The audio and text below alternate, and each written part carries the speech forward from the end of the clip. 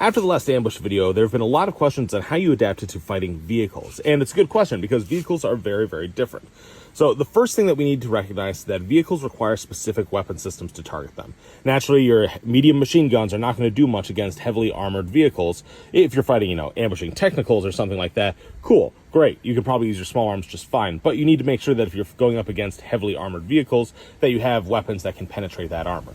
So small stuff in the squad platoon, like, NLAWs, javelins, Carl Gustav, stuff like that, those will be very effective at taking out your lighter threats. The javelins can probably take out the larger ones, but when you get into the heavier weapon systems like the javelins or tow missiles like what the Bradley has, you have that longer standoff. So you probably shouldn't be right up on the road to use those weapon systems. You should be way farther back using long-range ambush techniques there, so it puts you at a better advantage with those systems.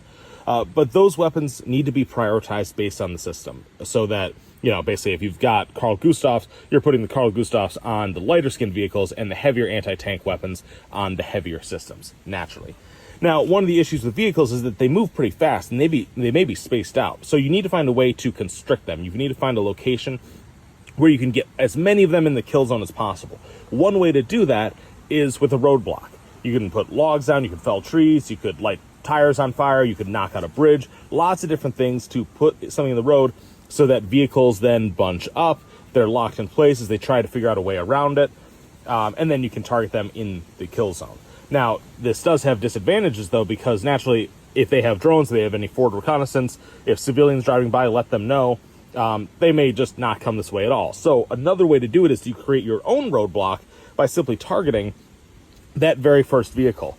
Blow that first vehicle up, whatever it is, and suddenly you may be able to, if you do it in the right place, restrict the road enough so that the other vehicles have a tough time getting around. Vehicles get bunched up as they try to pass, and then you have everybody in the target zone. And then the next shot you fire off blows up the last vehicle. And then suddenly everyone's boxed in, nobody can move, and you can take your time, assigning fires to make sure that you kill all of your targets. But besides that, it's also important to recognize that we may have different priorities of fire. So you may recognize that, the tank is the most dangerous element in what we've got right here because the tank is the most heavily armored. We need to prioritize that first. Make sure that once we get them fixed in location, the tank is what needs to be killed. But we may also look at the situation and say, the enemy's biggest weakness right now is a manpower shortage. And you know that all the troops, all the infantry, are mounted up in the infantry fighting vehicles, the BMPs or the BTRs. So we want to target them because that's what's most devastating to the enemy. Or maybe we say that, we know that this convoy is heading to go support an offensive into friendly urban areas. And this is a TOS thermobaric artillery launcher. That is a very nasty, very useful tool for clearing out entrenched enemy positions in urban areas. And if we have friendlies in those urban areas, we want to target their key assets that they can't easily replace. So if we eliminate that, maybe we just want to annihilate that and then everybody egress before everybody can respond, because that is one of their key weapon systems, and we know that our friendly forces defending urban areas can defend against more conventional threats.